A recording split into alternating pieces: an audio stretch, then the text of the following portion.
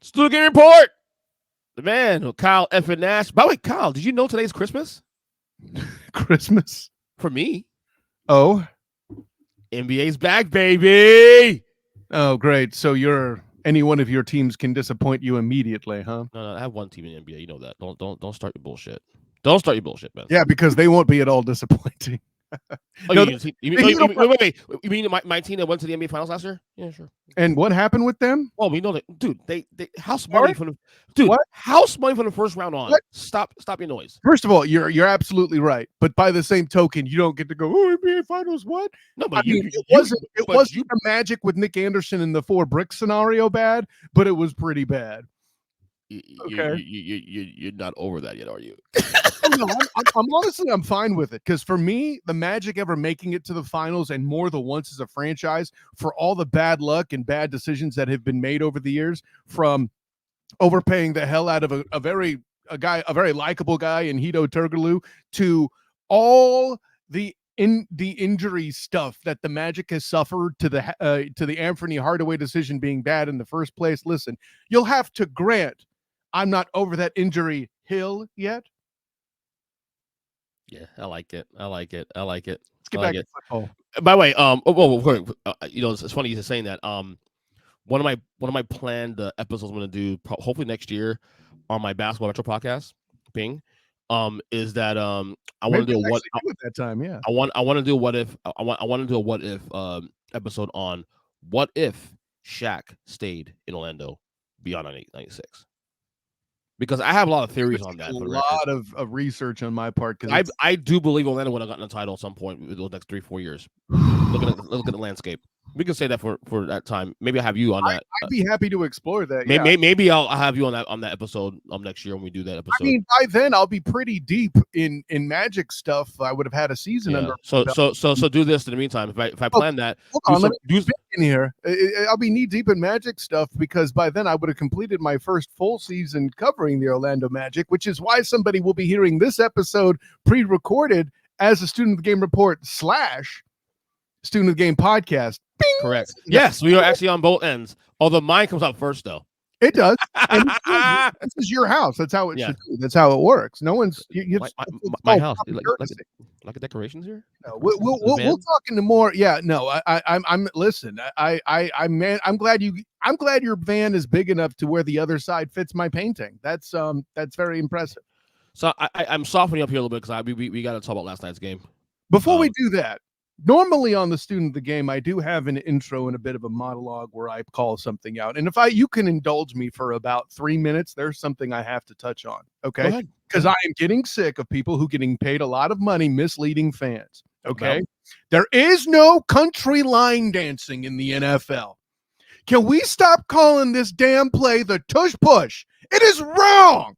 That is not what the play is called. What's it called then? It's called the damn quarterback sneak. And the fact that you even had to ask the question to interrupt the monologue in question, which mono is the prefix for one, bitch, that proves you're part of the problem. Okay?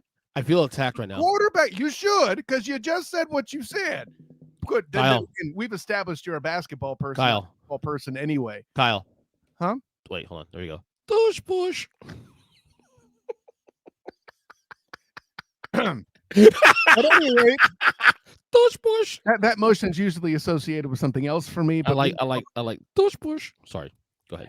Welcome to being part of the problem. Nothing new for you. Hey, exactly. So this is why I don't get offended. I'm your horrible 49ers takes later in this show. The punchline is this: it's the quarterback sneak. Don't even bring in the brotherly shove. Listen, I'll give you. It's clever. And the fact that Jason Kelce, the main reason the quarterback sneak is successful, and everyone is trying to steal him and to be a Hall of Fame player. Don't even bring up Jalen Hurts. I don't want to hear it. Without Jason Kelce, this does not happen. Hurts is a big part of it, sure, but there's plenty of other large. No. I agree with you. Hell of a difference. The word is monologue. You'll get your turn. Shut up a minute.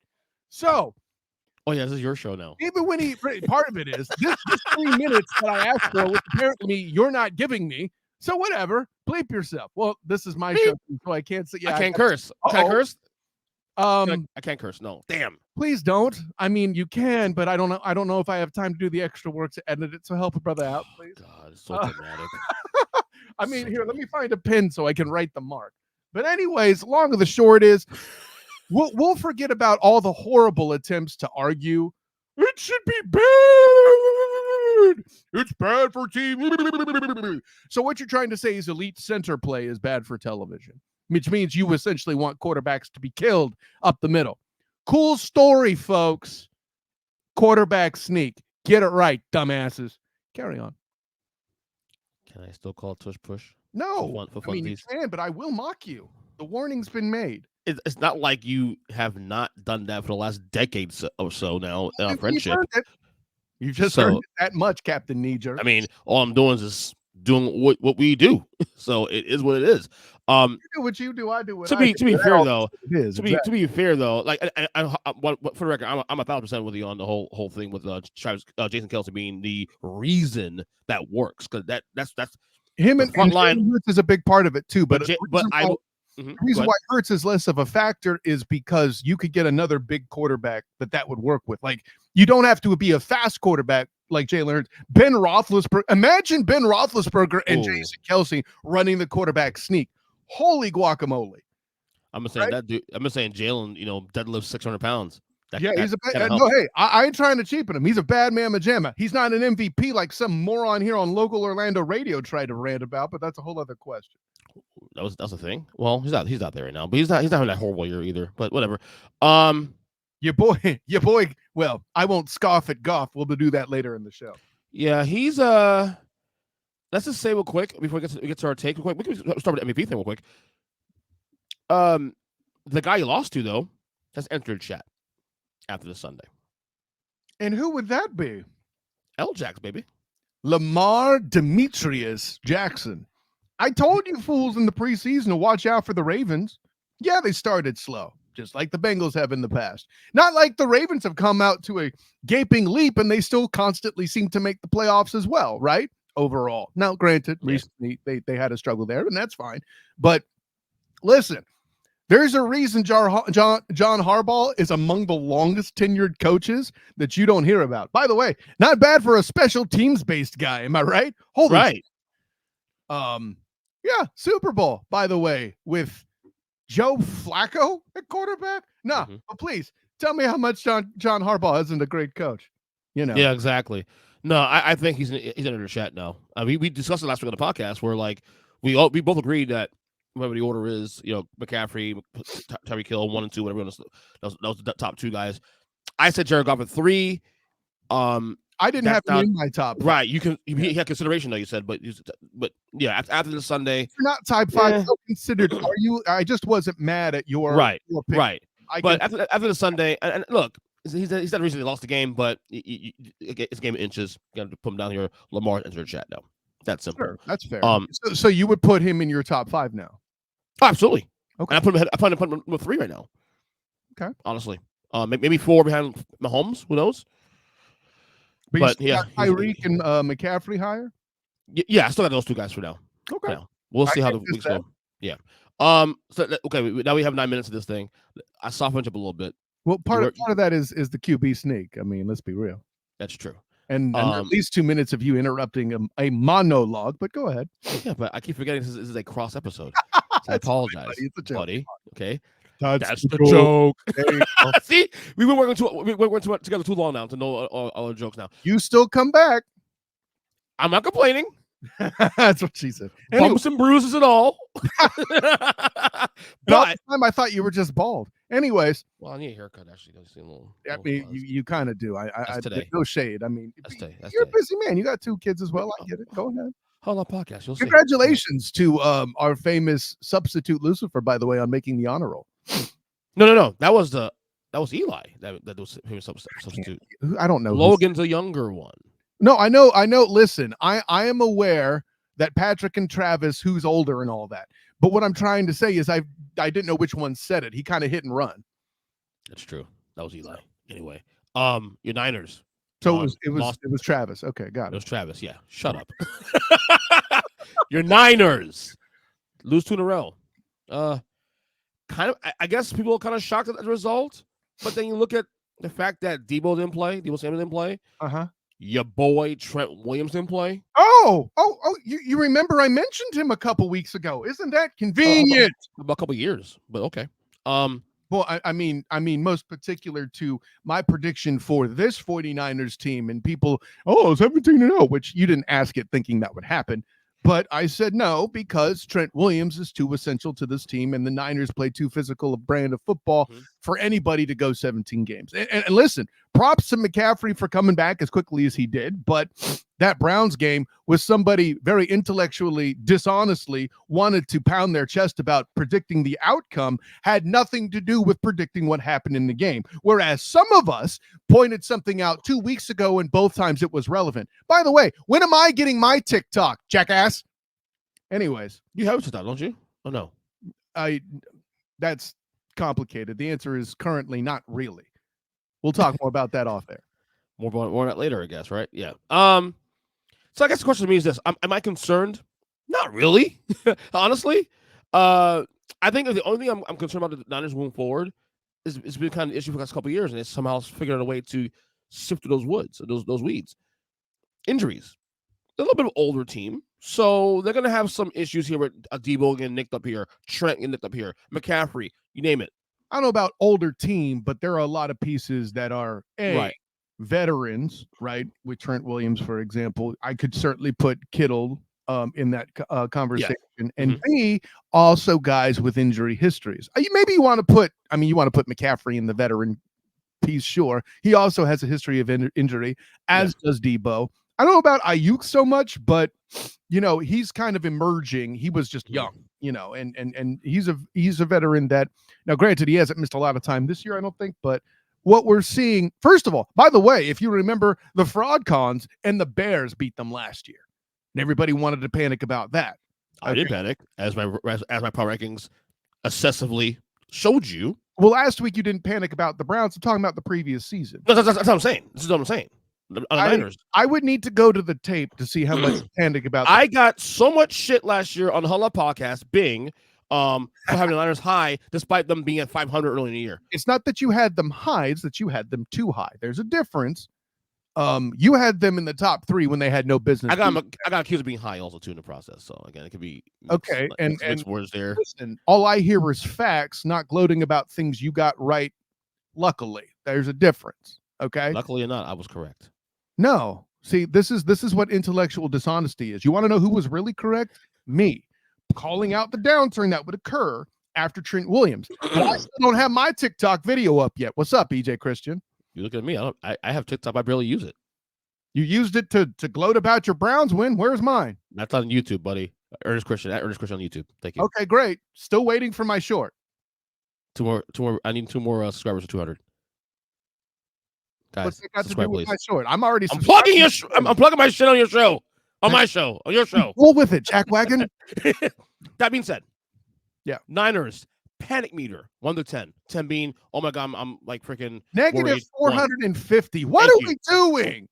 I would say 2 for only one reason. Only one reason. I'm listening. Brock Purdy's look a little meh last 2 weeks. Is Brock Purdy That's all. A little meh the past 2 weeks? It's a little meh. Why? No Trent. No Trent. And look, can we give the Browns some credit for the one thing they deserve credit for? A defense is badass. The Vikings, best in the league. There's no excuse. Arguably best in the league, actually. Browns, sure. Arguably. I wouldn't put them there, but there's top 3. The argument could be made by Browns fans who are among the biggest homers to ever homer. Yeah. I look, the Niners are the one team I think. Because people asking me, well, are the Niners still tier 1 for me? Tier 1 team for me? Oh, absolutely they are. I'm not. Look, because the record, right? The record to me won't matter because what they do, they don't require home field advantage. They don't require being a 13-14 team for me to believe in them. They could be 10-7, and I still think they'll be an NFC title game at least this year because of what they do and how they do it.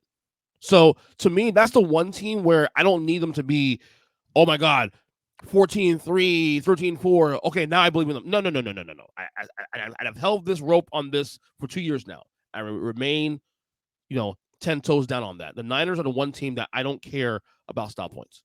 Mm-hmm. So you said they're still tier 1 team. You said 10-7. You know what I actually predicted the Niners to have? 10-7. 11. 11-6. I did too, actually. I had 11-6 also. So this wasn't a 13-win team when I got into it, and I'd have to listen to the episode once again where I had Lee Vowell and Jonathan Mathis in the preview for the Student of the Game podcast. Bing! But you mean this show? I mean that show or this show? I mean the Student of the Game podcast. Bing! I know. I mean this show. You got a cross episode. That's come on. Cool. That roll with me, brother. The Student of the Game report crossover. Yes. Yeah. On the Student Game podcast. Does that still count as a Bing if you're wearing the T-shirt of the concert you're going to? Yes, it does. For this episode, it does. Absolutely. Absolutely. But no, if you're panicking about the 49ers, you're doing it wrong. Now, if this becomes a string where if the streak of losses becomes, I'll say, and this is the part where it gets kind of tough to analyze it. Like if the string of losses becomes like, I mean, whenever anybody endures a streak, there's panic. I mean, please see the what's it called? The Bengals. Sorry, the Jaguars from last year. But heading into the Bengals game, if you're a little worried, hosting the Bengals, cool, I get it. Going to Jacksonville the following week, cool, I get it. If they drop those 2 games, I'm still not panicked, really. Okay, because I mean, at that point, they're still what 5-4, yeah. So. Funny, they go 5-4 last year. Let's say they go 5-4. The remaining schedule is thus: Bucks, Seahawks, Eagles, Seahawks, Cards, Ravens, Commanders, Rams. You're trying to tell me you can't get 5 or 6 more wins out of that? I'm not saying that at all. So, and by the way, we're making bold assumptions that Trevor Lawrence, with that offensive line struggling in the interior as it has been, is able to keep out of trouble. I'm not guaranteeing that. Now, granted, that Jaguars defense is pretty legit and is not getting enough words. Matter of fact, the only other article I've really seen written about the Jaguars defense is on the Jaguar Report by me. Bing! Nice plug. Not worried at all. I'd like to see Brock clean up a little bit. Other than that, well, and as they get healthier, it'll be fine. Listen, 2 things could be true at the same time. Brock Purdy could be a good quarterback without being an MVP or being in the top 10. Okay. Mm-hmm. We Colin Kaepernick did the same thing to get them to the Super Bowl. Joe Flacco won a Super Bowl with that status. Jimmy Garoppolo was not considered a top 10 quarterback when he got to the Super Bowl. This has always been a franchise. I shouldn't say always. Of late, this has been a franchise whose concentration wasn't on trying to find the next Joe Montana, but put together a complete roster, which the Joe Montana 49ers were. So Debo's gonna be out at least next 2 games. Well, at least this one, and then now next week is Cincinnati. Trent Williams. You hear anything about Trent Williams? Well, how long be out for? I have not yet. No, and that's the big problematic thing, especially with the 2 defenses in question. Like Josh Allen, what rocking Brock Purdy's world is an issue when they come to Jacksonville. That Trey Blackburn is an issue rocking Brock Purdy's world with the Bengals. I think he's still healthy. So yeah, it's that's a whole thing. All right, so that being said, then I mentioned this on my Burning 7 yesterday. I recorded before the game last night. You and your unoriginal names, I'll tell you. Continue. I've had this name for 10 years. What are you talking about? This is gonna be a blog. Shut your face. Shut your face, buddy. I had this for 10 years. How long has Colin Cowherd had the Blazing 5? I'm just saying. I don't know, but this was a thing I did every week. Shut your face, buddy. Every week. This is the first time I've seen it, but cool story. It was a blog for like fucking 10 years on my blog. I did every Monday. I would always have Burning 7, my 7 takes a weekend. Every single Monday? I doubt that. Well, I did for a couple of years, and I stopped a couple of years. Oh, okay. I started this years ago. I see. Okay. Catch up, Kyle. No, shit. I'm trying to do the second boot of this podcast. That I'm on your home right now. Well, sort of, whatever. But anyway, so I said this yesterday before the show. Prior to the Niners losing to Minnesota, last night. Mm-hmm. My tier 1 is 3 teams.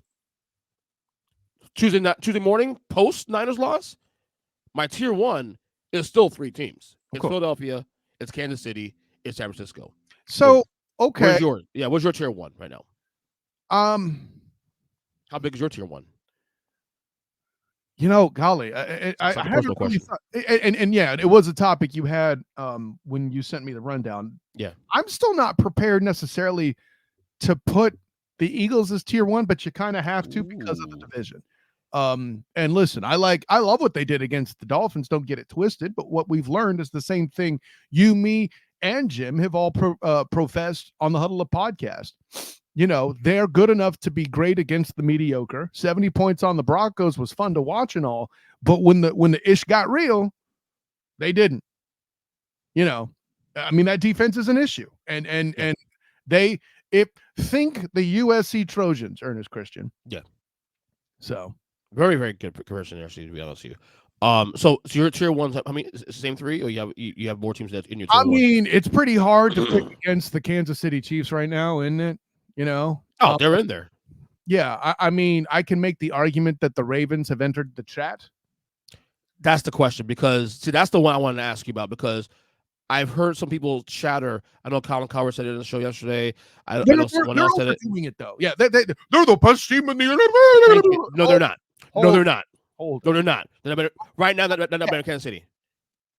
Yeah, you can't say that yet. You can, and McCauley Hardman does not change my mind. Okay, exactly. Listen, and Kelsey had a hell of a game against the Chargers and your favorite coach in the NFL. He said sarcastically, yeah. It's no, not yet. And listen, in the coming weeks, in a few weeks, actually, I should say, I scheduled him for November 21st, where I'm going to pre-record with him before I head to the Magic Nuggets game Wednesday night. That conflicts with the live pod. Wow, the Nuggets. Get to see Jokic. Yeah, wow. It's going to be tight. It's amazing. The champs. The champs. Yeah, the defending champion Denver Nuggets. Just remember that Denver Nuggets were world champs. Yeah, right. They beat Bam Adebayo and company. Correct. Yeah, I would mention Jimmy Butler, but he disappeared in the finals. Anyways, the finals that you wanted to gloat about. Yes, the same. We still made it. Beat the Celtics though. Cool. And Knicks. Satisfied. Say full time until you say the Knicks. So you're tier 1. You're tier 1. Anyways, are you ready to put Baltimore in tier 1? Not yet. I need a little bit more consistent play. Routing the Titans, who have clearly given up on the season, by the way, by trading their top safety to the Eagles. By the way, I know how much flack I got from certain choice people when the Titans only had, not from you, relax. No. I mean, amongst some of my Titans homers from the 3-point conversion, bing. So yeah, with that in mind, them trading that safety, you have to think is a punt for the season from the Titans. Yeah. Right? So who's next? Derrick Henry? I can't rule it out. The problem is you won't get the value for him that you actually need to upgrade the offense appropriately. At this point, you should just get something for him. Something assets. Since he is clearly going to be a depreciating asset, yeah, that's fair. But criminy. Like third rounder at max? Isn't that a beast, though? The most you can get for Derrick Henry is a third bleeping rounder. Wow. Because you're maybe getting about 2 more great years out of him, if that. Just because, and not because he's not good enough, it's just because the fact that position, and he's now getting to that. That's exactly why I say wow. The dude's nickname is King, and he gonna get a 3rd round pick. Ain't that a beast? You might be able to squeeze a 2nd round pick. You might be able to squeeze a 2nd round pick from a desperate team. Well, and that's the thing. Who's the desperate team? Okay, or it's more likely you'll get a low 2nd round pick from not that this is an example, but somebody in the Kansas City tier, right? Let's say, for example, and the problem is teams that are that good don't have the assets to make a trade like this. So let's get that out of the way. But right. Say the Bills make a move to get Derrick Henry, right? They could use him. Now, I don't know that he's a fit. I don't know enough about schemes and the different OCs. I'd have to. But I don't think it wouldn't hurt to have him lessen the Josh Allen mistakes. You have him in the roster, you can at least take the ball in Allen's hands a little bit and lessen the mistakes he makes. Whoever defense he plays makes him more honest because you have Derrick Henry to worry about. Right. Company.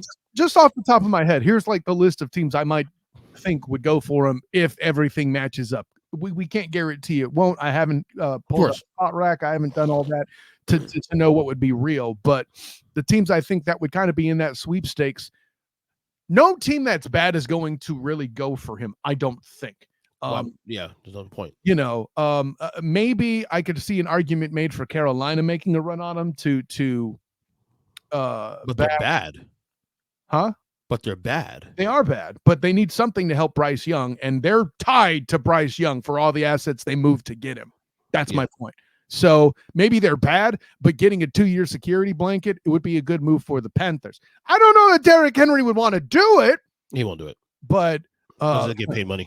But that's the point I'm making, right? If they overpay for a couple of years to see what they got in Bryce Young, I could see the argument. I don't think it happens, obviously. That's kind of one example. It would be another situation where you would have a young quarterback that needs support. A Bryce Young is the best example I could think of immediately. I don't think the Texans waste time with him with C.J. Stroud. I think they realize what they have and will work to get him weapons and or defensive support. That kind of shoots that part of the rookie quarterback conversation. The only other team that has a rookie quarterback like that is the Colts, and they got a guy that they already paid for. So, right.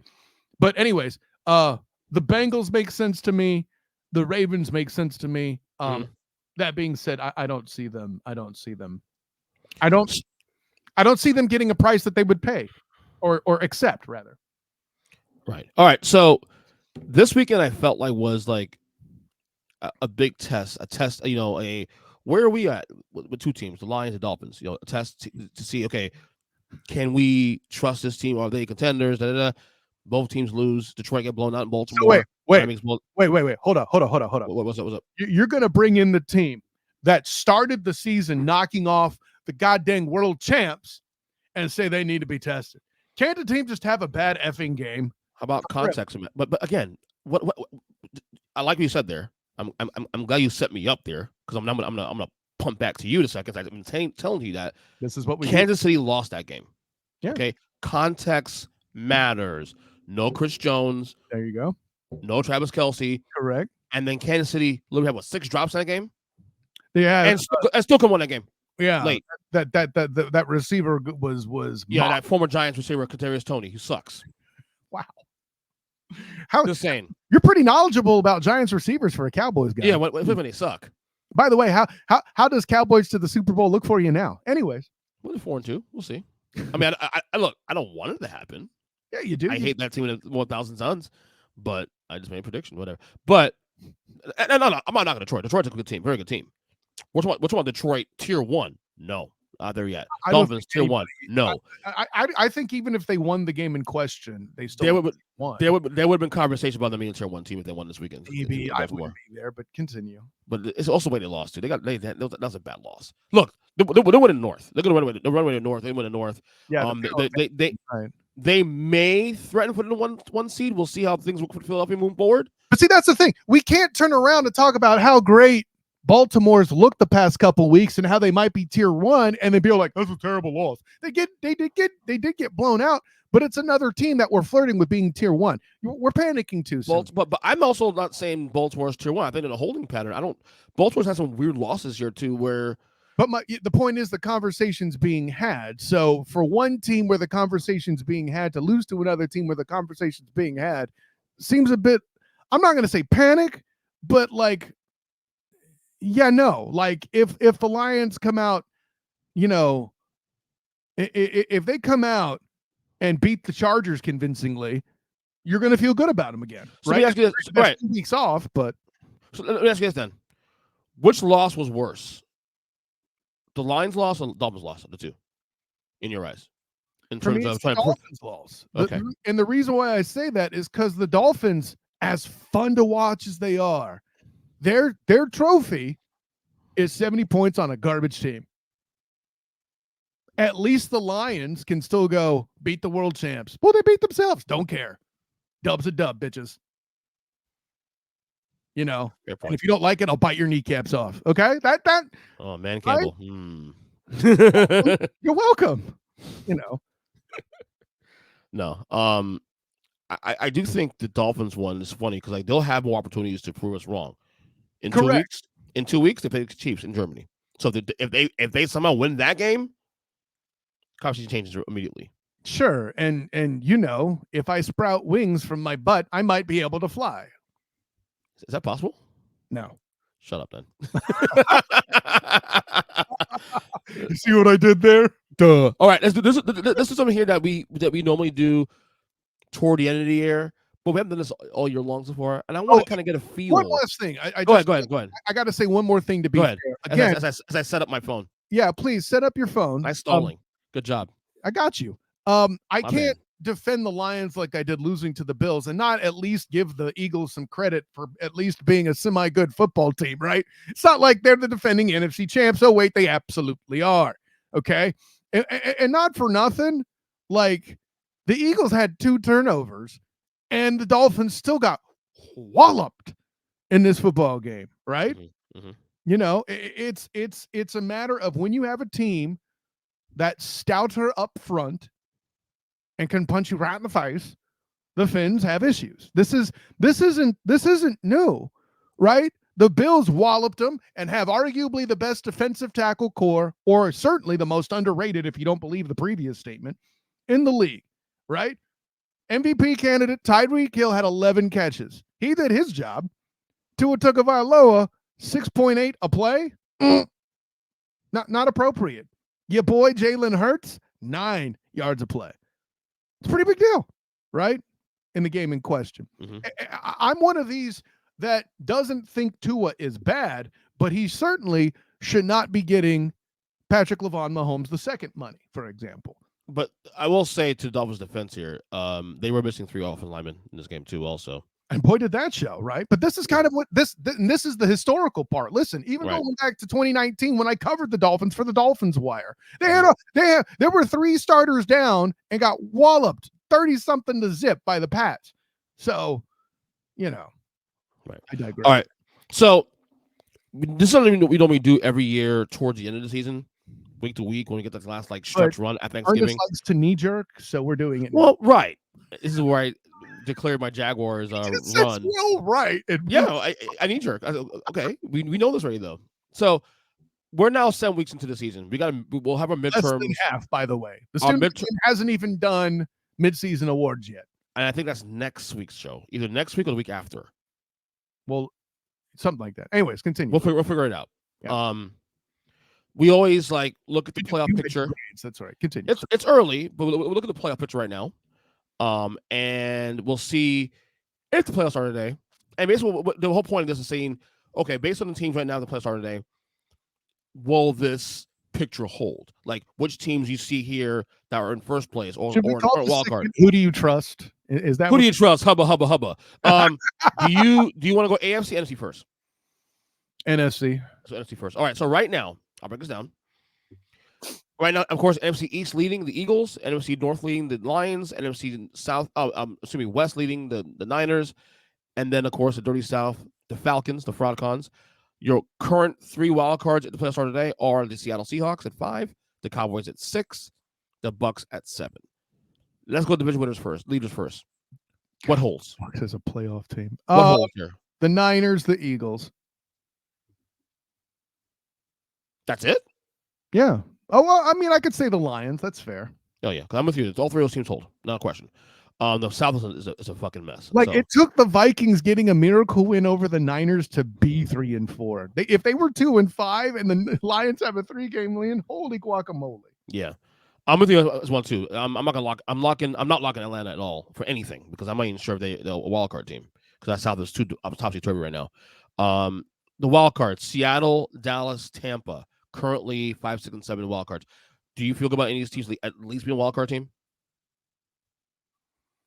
Do we want to lock them up? About being a wild card team? Certainly not the Cowboys, right? I'll still say yes on the Cowboys. Hashtag you problem. Okay. I predicted them in before going into it to miss the playoffs. So I'm not gonna lie though.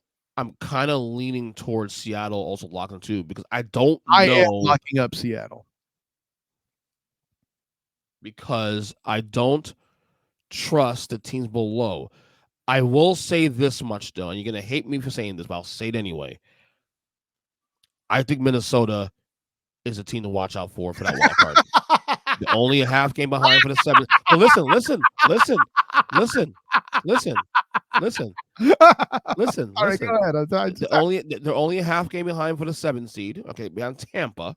Okay. You know, honestly, this, and if you're all like, see, I told you the Vikings. The reason why I get so thrown off is the seventh team on both sides. Agreed. So stupid.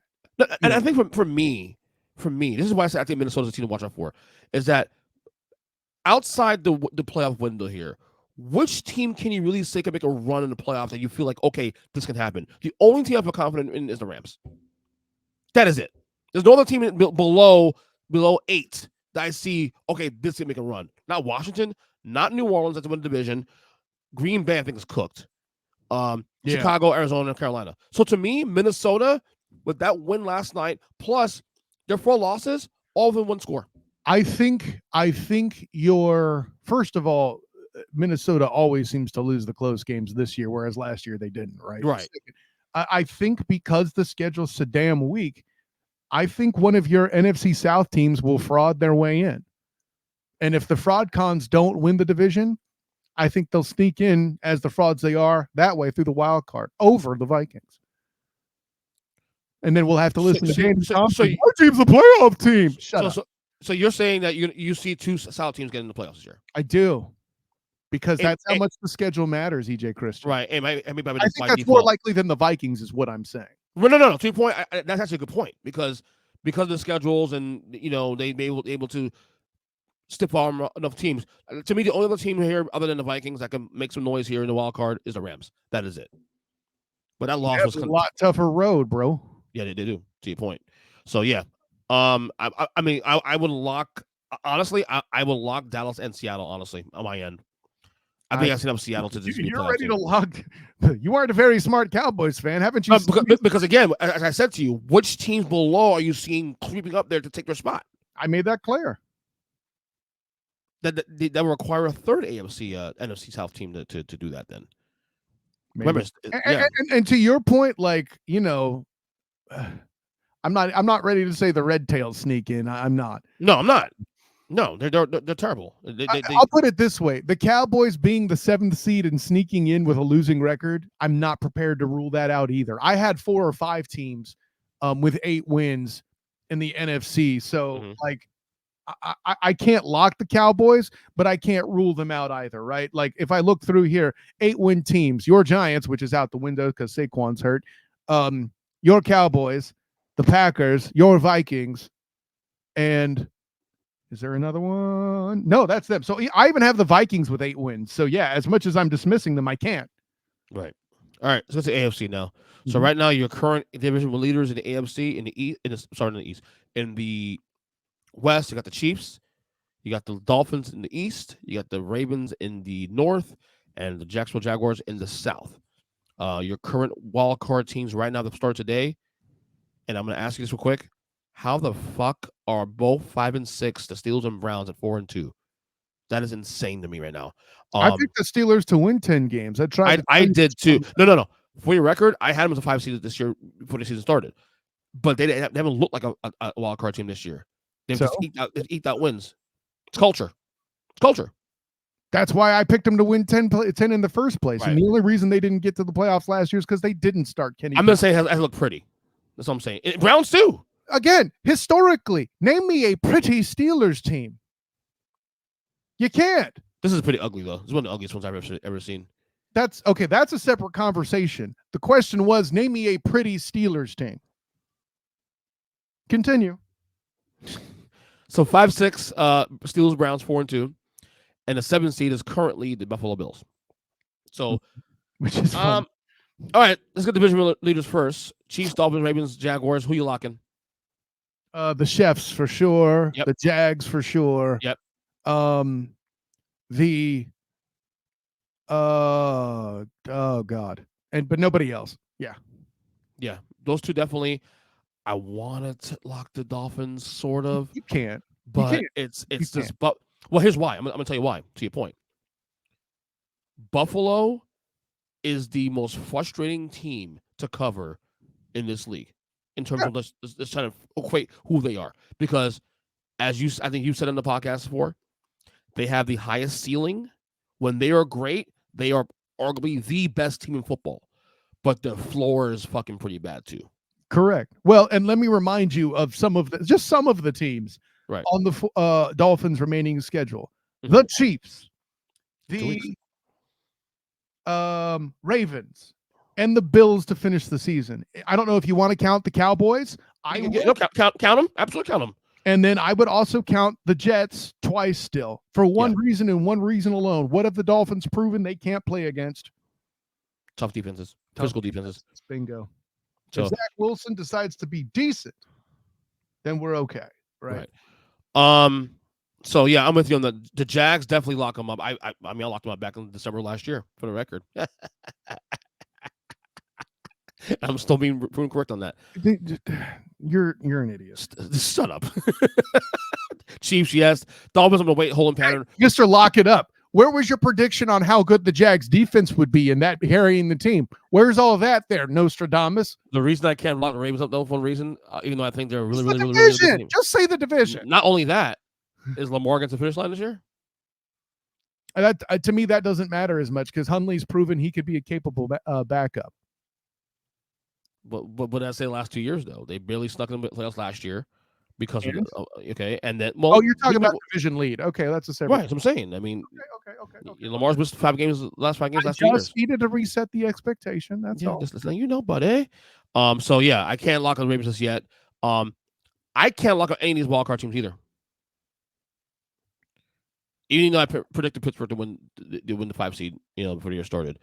Because I still think Cincinnati will make a run, though their schedule is fucking brutal out the bye. I don't know if you saw the schedule yet. It's pretty tough. The other team that I can see making a run late. I mean, the Chargers are still 2-4, but they can still make a late season run like they did last year. So I wouldn't rule that out just yet. The Jets are sitting right there. Houston's sitting right there. Buffalo's too wonky. I feel better about Buffalo going forward, though. If I had to pick it. I'm gonna lock them to make the playoffs. Sure, we're like, let's not get. I'm kind of with you on that one somewhat, but I don't know. I think Cincy still gets in somehow. That takes one spot away.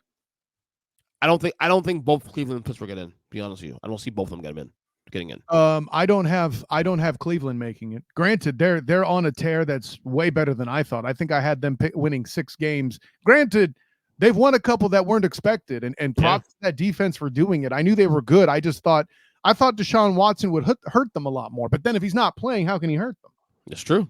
So yeah, and keep an eye, dude. I'm intrigued by 2 teams here in this mix also too: Houston and the Jets.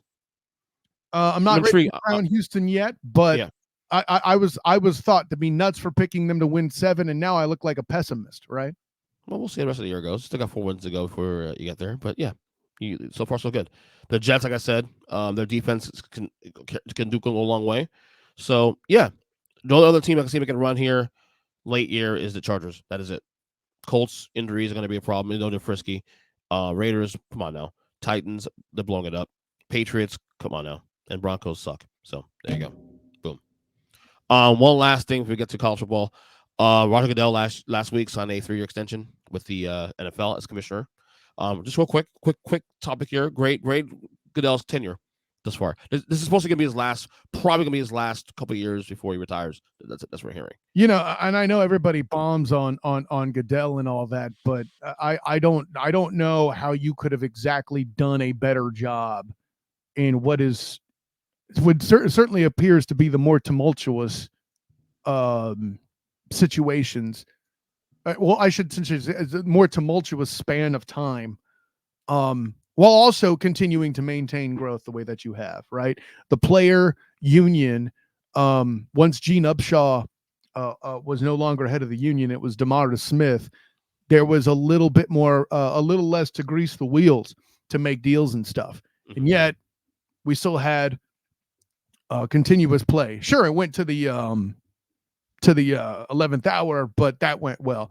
The concussion situation, I know people will bang on Goodell for that, but those crimes were being committed before Goodell got in the seat.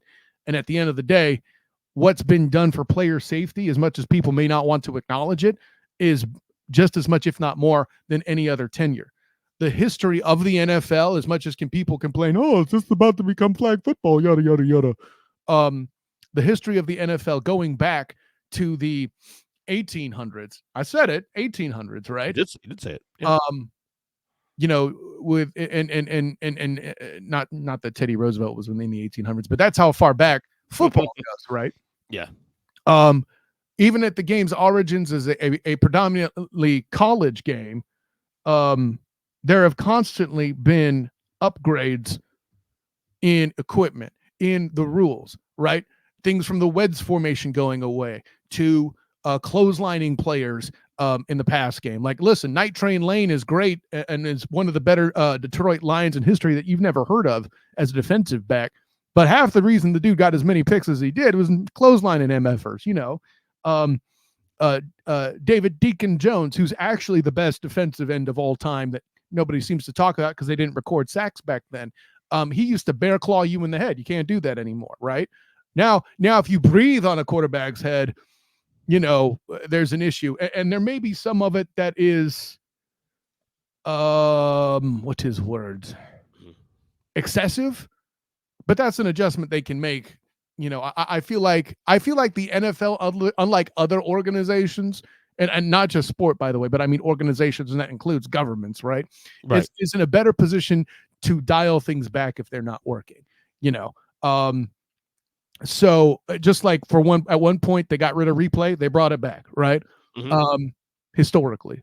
So I say all of the above to say within Goodell's particular tenure, for all the unique stuff that has come up but like the whole protecting the shield thing, which at first was banged on, but he got out in front of that to where it impacted and sort of helped dealing with players and social media such as they are, right? Mm-hmm. Look at all these college players that come out and mouth off nowadays. Now, granted, once they become pro players, that'll be the real test.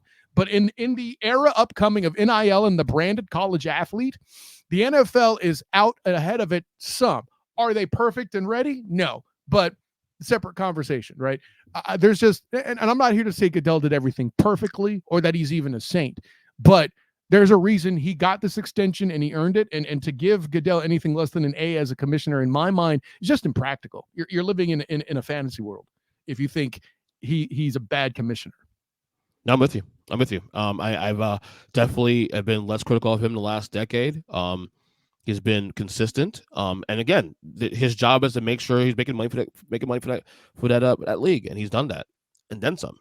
So the owners should be happy about his tenure because the pockets are lined up.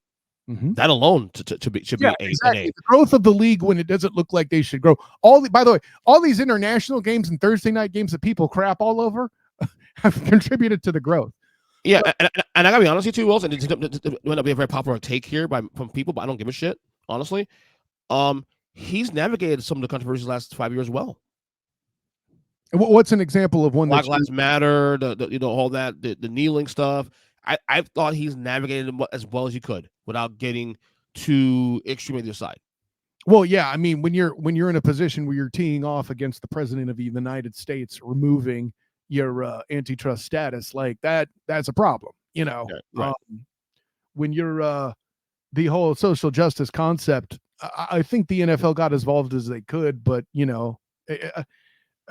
all of it is still evolving in society too. And for all the mistakes, here's where the NFL is good. Are they perfect? No, but they pivot better than any other sports league. Absolutely. All right, college football time. As we get to the screen, if you watch on YouTube, we're gonna show this week's top 25. Kyle, do you see that? I do. All right, let's see if we can get a little closer in that. Hold on, I'm just get a little closer. Zoom. No, that's as close as I can go. All right, so this is a little different this week. Let's go 25 to 1. Okay, let's go backwards this week for now. I don't even know who JMU is. Is that JMU? Is James Madison, baby. 7-0, Sun Belt, baby. I didn't even know we were playing basketball. But you know what? Put them ahead of USC. You punish teams that can't play defense. Damn right. By the Utes. What the F? Yeah. No, I mean, joking aside, like people last week were knee-jerking, oh, Caleb Williams is done. Now he just might be. Who knows? 24 USC down 6 spots with another loss to Utah. the last seconds. Listen, I would have every reason to support them being out of the top 25 at this rate. Me too. Here's a question, Caleb Williams. Like, I've heard some whispers that they should just rest him and not play. That's so stupid. That is so stupid. If you do that, you will kill your draft stock, because NFL franchises will not want to touch you except for the desperate ones that have bad GM rooms. Doesn't he want to buy some shares in teams? No, just kidding. Yeah, if he wants to be issued stock as part of his draft deal, quitting ain't gonna do it. Yeah, 23 UCLA up 2 spots. I'm good with that. They've had a good defense. I feel like their game against the Utes was very unfortunate, that they had a freshman starting quarterback give away 7 of the points in a 14-7 game. Yeah, I'm not mad at that.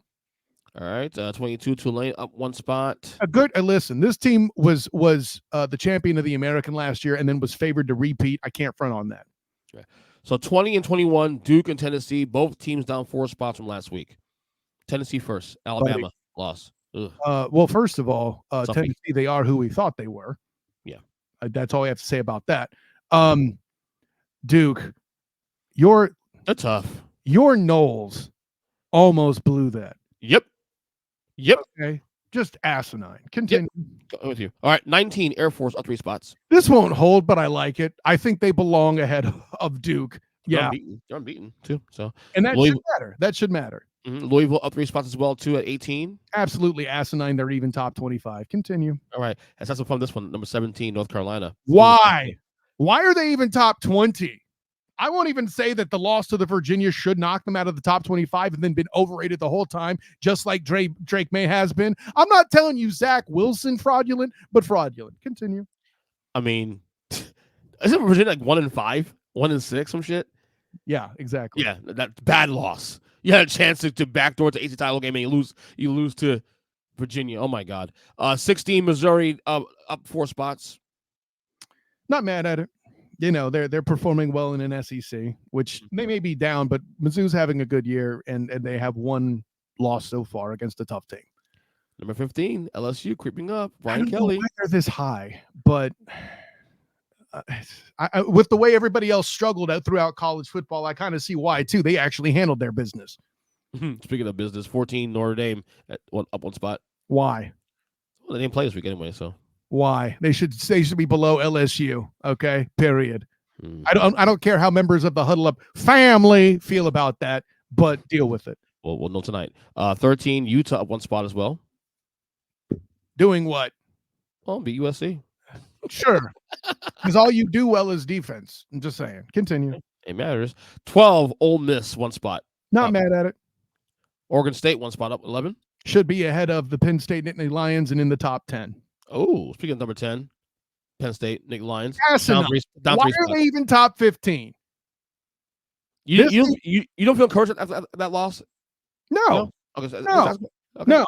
Okay, that was the opportunity to beat a team that has been called fraudulent all season, and you blew it. You are bigger frauds than Ohio State, and it's not close. Yeah. You got beat by a receiver. That's what you did. That's all you did. Number 9, creeping. Alabama. The only reason why I even loosely support this is because I'm an SEC homer. That's quite obvious. Yeah, I own it. But you know what? I'll say this. Oregon State, I would rank ahead of Alabama right now. Okay. Number 8, Oregon up 1 spot. Not mad at it. All right. 7, Texas up 1 spot as well. Not mad at it.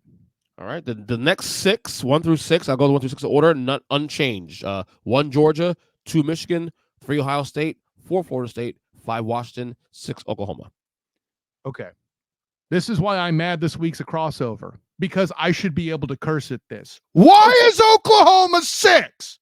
All I hear about all season covering UCF for the black and gold banneret, bing, is how bad a team they are as a Power 5 team, and they're still completely defeated in the Big 12 conference currently. And they should have beaten Oklahoma, and yet the sock hawker is number 6. Wasn't punished at all for nearly losing and essentially losing and getting outplayed by an injured and ill. That's right. He had IVs during the game to keep him hydrated because he had the flu. He got outplayed by an injured and ill John Rice Plumlee, who all I hear about is how he can't throw the football.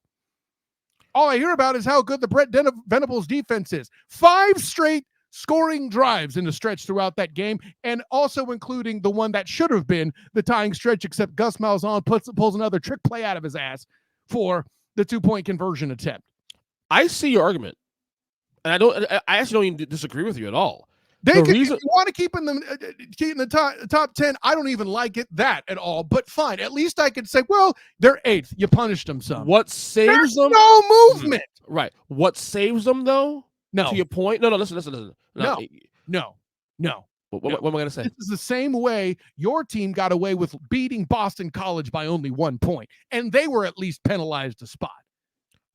What saves them though, based on these rankings, is that the next 4 teams in this list all have a loss. Number 2, the team below them, Texas, they beat. If we're worried about them having a loss or not, okay, if we're worried about them having a loss or not, go look at the standings. Go look at the Big 12 standings, and you could put Oklahoma at the top of that all you want, buddy. The AP poll is essentially a power ranking. So let me ask you a question. Who would you put ahead of Oklahoma right now based on Oregon? Week 9? Okay. I mean, I don't. Oh, okay. Not Texas. Basically, any of the top Pac-12 teams that's not USC. Not named Texas also, too. I mean, so the technicality with Texas is, they beat them 2 weeks ago. But again, after a bye week, granted, UCF had one too, but what does that matter exactly? Right. It means they finally played a full game with their starting quarterback for the first time in 5 weeks. That's it. I think Ohio State's way too overrated. But here's the thing with Ohio State. The reason why Ohio State's that high is for all these idiots putting too much into Franklin and Penn State. Point exactly. They had the same way Cincinnati made it to the playoff because Notre Dame that year was ranked too high. They have arguably the biggest wins of the year of these top teams here. Notre Dame, who has been ranked too high all season, and Notre Dame, who has been ranked too high all season. It's all fake. Correct. Right. So it's baked in. I ain't that mad that they're 3 compared to. Well, you know what? I wish Washington were 3. How about that? I'll be honest with you. To me, my only issue with this top 6, honestly, is Michigan should be number 1. Like, I'll allow that. Like, but still, Michigan. How cool a dang playoff would this be? Michigan, Georgia, Washington, FSU. Literally every region except for the Southwest represented. Right? Interesting. But you're trifling with Ohio State. Cute.